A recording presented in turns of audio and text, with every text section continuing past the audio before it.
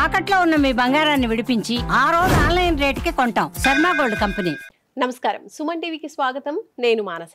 ఈ రోజు మనతో పాటు ఉన్నారు ప్రముఖ ఆధ్యాత్మికవేత్త ప్రొఫెసర్ డాక్టర్ ముల్లపూడి సత్యనారాయణ మూర్తి గారు. వారితో మాట్లాడదాం. గురుగారు నమస్కారం అండి. నమస్కారం మానస. గురుగారు, ధనత్రయోదశి వచ్చేస్తోంది. ఇంకా దీపావళి సందర్భంగా దీపావళికి ముందొచ్చే ధనత్రయోదశి అంటే అందరికీ చాలా చాలా ప్రత్యేకం, ముఖ్యంగా మహిళలు. ఈ రోజున బంగారం ఖచ్చితంగా కొనాలి, కనీసం ఒక అరగ్రామన్న బంగారం, కొత్త బంగారం ఇంటికి తెచ్చుకోవాలి అనుకుని చాలా ఇయర్స్ నుంచి ఇది ఒక సెంటిమెంట్ గా కొనసాగుతూ ఉంది. మరి ఇప్పుడు చూస్తే బంగారం రేటు చాలా పెరిగిపోయింది, 1,20,000 దాటేస్తుంది. కాబట్టి ఈ సందర్భంలో అసలు ఈ సంవత్సరంలో బంగారం కొనొచ్చా, అసలు బంగారం రేట్లు ఇంతలా పెరిగిపోతూ ఉన్నాయి, ఈ సందర్భంలో కొంటే మంచిదేనా అనేది నా డౌట్. అలాగే ఇప్పుడు బంగారం కొనలేని వాళ్ళు కూడా ఉంటారు, ఎందుకంటే రేట్ ఎక్కువగా పెరిగిపోయింది కాబట్టి. బంగారం కొనలేని పక్షంలో ధనత్రయోదశి రోజు ఇంకేం కొనొచ్చు, ఇంకా ఏం చేయొచ్చు అంటారు? మనకి ధనత్రయోదశి అంటే మీరు అన్నట్టుగా మహిళలకు చాలా ఇష్టమైన పండుగ. ఎందుకు పండగ ప్రాముఖ్యత సంగతి తర్వాత ముందు బంగారం వస్తుంది. ఒక 1 గ్రామ్ బంగారం కొనేవారు ఇదివరకు రోజుల్లో. ఇప్పుడు బంగారం ధర పెరిగిపోతుంది అని చెప్పేసి పబ్లిసిటీలు ఎక్కువైపోవడం వల్ల మినిమం 1/2 కిలో కొనేస్తున్నారమ్మా చాలా మంది. డబ్బులు చాలా ఈజీ అయిపోయింది ఇప్పుడు అంతా. సో పోన్లే కొంటే కొన్నారు. ఇప్పుడు బంగారం రేటు అసలు పెరుగుతుందా పెరగదా అనేటటువంటి దాన్ని, ఇన్వెస్ట్మెంట్లకు బాగుంటుందా బాలేదా అన్నది ఇప్పుడు ట్రెండింగ్ అనమాట. ఖచ్చితంగా పెరుగుతుంది. ఎలా ఎన్ని సంవత్సరాలు హవా ఉంటుంది, ఏదైనా 4 or 5 years అలా. సో ఇక్కడ మనకి బంగారము శని మీనరాశిలో ఉన్నాడు. ఇప్పుడు అక్టోబర్ 18 నుంచి చూసుకోండి కావలిస్తే, అక్టోబర్ 18 నుంచి డిసెంబర్ 5 లోపల మళ్ళీ రేటు పెరుగుతుంది. ఇప్పుడు కొనే వాళ్ళకి అందరూ కూడా అది ఇంకా ఎందువలన గురుడు కర్కాటక రాశిలోకి వస్తున్నాడు, స్ట్రాంగ్ అవుతున్నాడు. సో బంగారం కొనే వాళ్ళకి ఇది ఒక శుభవార్త. అంటే ఇంకా పెరుగుతుంది అంటారు ఫ్యూచర్ లో. 1,50,000 అవుతుంది, అందులో డౌట్ లేదు. ఇప్పుడు ప్రెసెంట్ మార్కెట్ 1,20,000 అంటున్నారు కదా, అది 1,50,000 అవుతుంది. ఎక్కడా ప్రజలు కాంప్రమైజ్ అవడం లేదు, పెరిగినా తీసుకుంటూ ఉన్నారు, కొంటూ ఉన్నారు ఇన్వెస్ట్మెంట్ గా. మళ్ళీ కృష్ణదేవరాయల కాలం వచ్చేస్తుంది.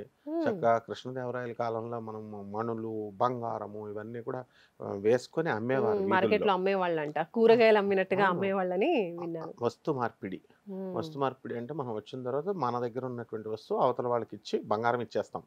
1 కిలో బంగారం ఇచ్చేస్తాం, ఇచ్చేసి 1 కిలో కందిపప్పు తీసుకునేవాళ్ళం పూర్వంలో. అలా వచ్చింది అది. అలా వచ్చి తర్వాత డబ్బుల విలువ అలా అలా అలా మారుతూ వచ్చింది. కాబట్టి మళ్ళీ ఇది బంగారము ఇప్పుడు మనకి గని కూడా పడింది, మైన్స్ అంటున్నారు, కొత్తగా గనులు కూడా బయటపడుతున్నాయి. సో ఈ గని పడినప్పుడు, ఈ గనులు పడినప్పుడు ఏమవుతుందంటే ప్రాసెస్ ఉంటుంది. అదన్నీ బంగారం ఎప్పుడు కూడా ఎలా ఉంటుందంటే 24 క్యారెట్స్ 22 క్యారెట్స్ అంటారు, గమనించావా? అది 24 క్యారెట్స్ ప్యూర్ గోల్డ్ అంటారు. అంటే గోల్డ్ ఎప్పుడు ఇంప్యూరే. అది మనం తవ్వినప్పుడు రకరకాలుగా first layer, second layer, third layer అని ఉంటుంది. ఆ లేయర్స్లో వచ్చినప్పుడు ఏమవుతుందంటే కొంచెం ఇంప్యూరిటీస్ ఎక్కువ ఉన్నప్పుడు ఆ డిస్టిలేషన్ ప్రాసెస్ అంతా జరగాలి. కాబట్టి దానికోసం అని చెప్పేసి కాస్ట్లీది వచ్చినప్పుడు ఈ 24 క్యారెట్స్ బంగారం అంటారు. అండ్ బంగారం మీద పడుకునే వాళ్ళు ఉన్నారు తెలుసా? యా, ఇప్పుడు కోలార్ గోల్డ్ మైన్స్ కర్ణాటక ఊరు ఉంది కదా, ఆ ఊరు నాకు ఒకళ్ళు ఫోన్ చేశారు. ఒక ఆవిడ పెద్దగా చదువుకులే, 5వ క్లాసే. గురువుగారండి మేము బంగారం మీద పడుకుంటామండి అంది. అమ్మ బంగారం మీద పడుకుంటావా? నా దగ్గర డబ్బులు లేకపోయినా గురువుగారు మా కింద బంగారం గని ఉంది, మేము మా ఇళ్ళన్నీ దాని మీద కట్టుకున్నాం. వాస్తవం ఆ అమ్మాయి చెప్పింది. ఇప్పుడు కోలార్ గోల్డ్ మైన్స్ అవన్నీ కూడా క్రింద గోల్డ్ డిపాజిట్స్ ఉంటాయి, పైన ఇల్లు కట్టుకుంటారు, దాని కింద బంగారం మీద పడుకుంటారు, అంత గర్వంగా చెప్పింది. అదే కృష్ణదేవరాయల కాలం మళ్ళీ మనకు రాబోతుంది. ఈ ఏదో కొంచెం టెంపరీగా ఈ 4 or 5 years వస్తుంది. ఆ గనులు ఎప్పుడైతే వచ్చేసినాయో, మెటీరియలైజ్ అయ్యి అందుబాటులోకి వచ్చినప్పుడు డెఫినెట్గా నేషనలైజ్ అవుతుంది, గవర్నమెంట్ ఆఫ్ ఇండియా తీసుకుంటుంది. అండ్ అప్పుడు బంగారం రేటు పడిపోతుంది. అదే పోతులూరి వీరబ్రహ్మేంద్ర స్వాములు వారు చెప్పారు. ఏమన్నారు? బంగారము విలువ తగ్గిపోతుంది, వెండి, రజతము, తర్వాత ఇది కాపర్ అండ్ బ్రాస్, ఇత్తడి, ఇవి పెరుగుతాయి. బ్రాస్, బ్రాంజ్, కాపర్, వెండి. ఇప్పుడు ఆల్రెడీ సిల్వర్ సెకండ్ రేస్లో వస్తుంది. కాబట్టి ఎవరైతే ఈ ధనత్రయోదశి రోజున బంగారం కొనలేకపోతారో, ఆల్టర్నేటివ్ మీరు అడుగుతున్నారు కదా, ఆల్టర్నేటివ్ ఎప్పుడో కనిపెట్టేశారు సినిమా హీరోయిన్లు మనకి బాంబేలో, ప్లాటినం. సో ప్లాటినం కొంటారు. ఆ platinum it is costlier than gold. అప్పట్లో కాస్ట్లీ ఉండేది, ఇప్పుడు గోల్డే ఎక్కువ కాస్ట్ అయిపోయింది దానికన్నా. దా ఇంకొక గర్భ రహస్యం, ఎవరికి తెలియని రహస్యం చెప్తాను. ఉమ్, గోల్డ్ కంటే 100 రెట్లు కాస్ట్లియర్, ఉమ్, ప్లాటినం కంటే 1000 రెట్లు స్ట్రాంగర్ ఉండేటటువంటి ఒక మెటల్ మనకి అందుబాటులో ఉంది, రాయలసీమలోనే పడింది. That is um, called fullerene.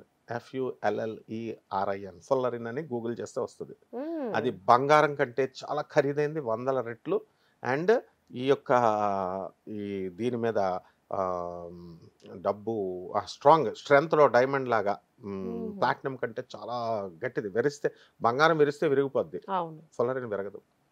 అది ఆసరాగా తీసుకొని చాలామంది మోసగాళ్ళు ఫుల్లరిన్ బేస్తో పాపం అమాయకులు చాలామంది మోసపోయారనమాట. అది తెస్తున్నామని కేవలం మామూలు శుద్ధరాళ్ళలాగా ఉంటాయి అంతే అవి, ఇవే అని చెప్పి తీసుకొస్తున్నారు. కాబట్టి ఫ్యూచర్లో పోతులూరు వీరబ్రహ్మేంద్ర స్వాముల వారు చెప్పింది చెప్తున్నా.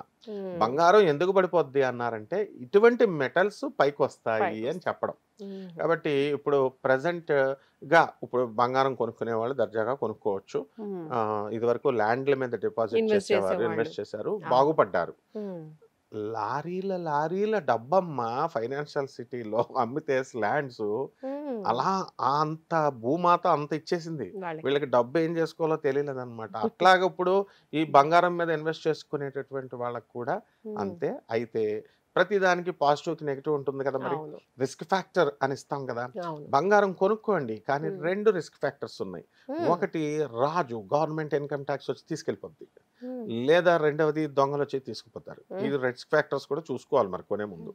కాబట్టి ఈ ఈ 2 వదిలేసేయండి. ఉమ్, ఇక ధనత్రయోదశికి వచ్చాం మనం.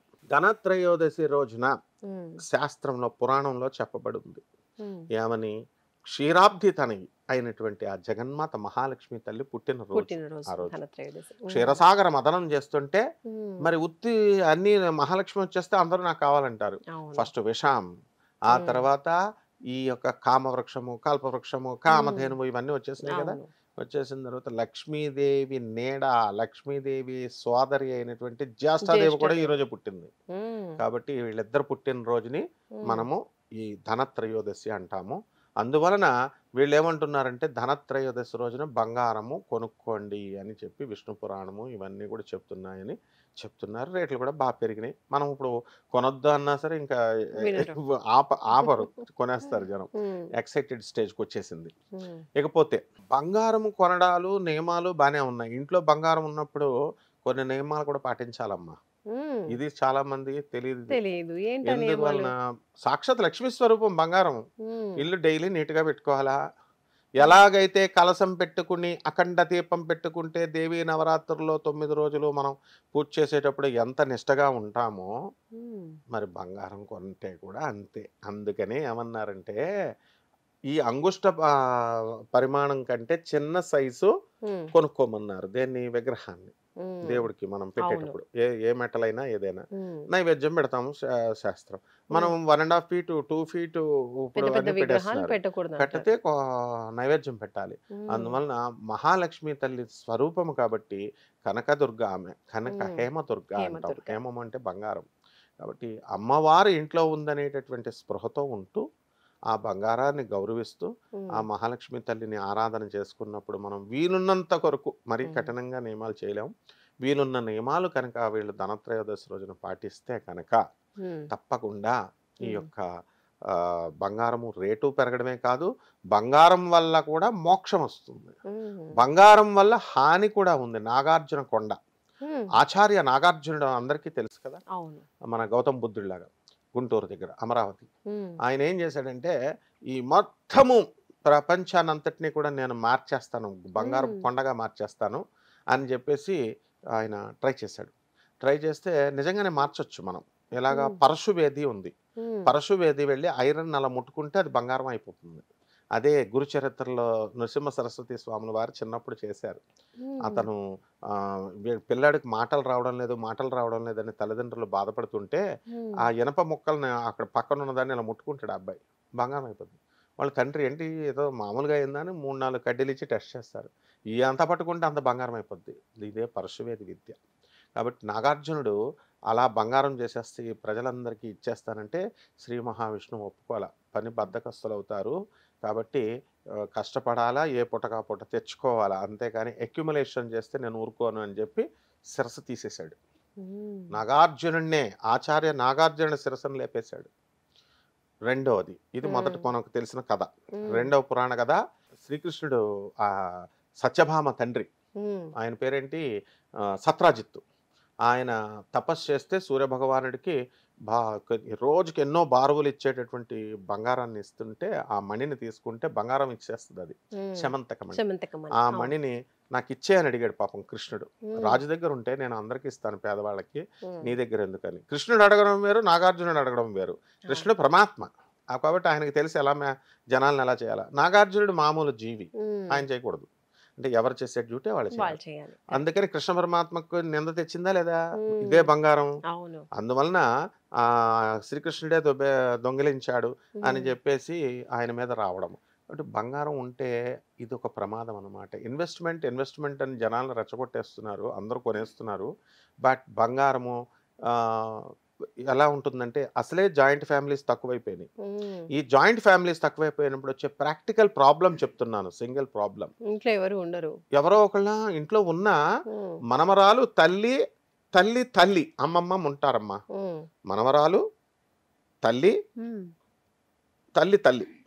ఓ 3 generations ఉన్నారమ్మా. పాపం అసలే ముసలోళ్ళని పాపం ఎవరు చూడట్లేదు, ఏదో పెట్టుకున్నారు అనుకోండి. ఈ బంగారం అనేటటువంటిది రెడీమేడ్ డబ్బు కదా, ఎప్పుడు కావాల్సి అప్పుడు తెచ్చుకోవచ్చు. వీళ్ళ విలాసాలకు అలవాటు అయిపోయి బంగారం దొంగిలిచ్చే పిల్లలు చాలా మంది ఉన్నారు, స్టూడెంట్స్.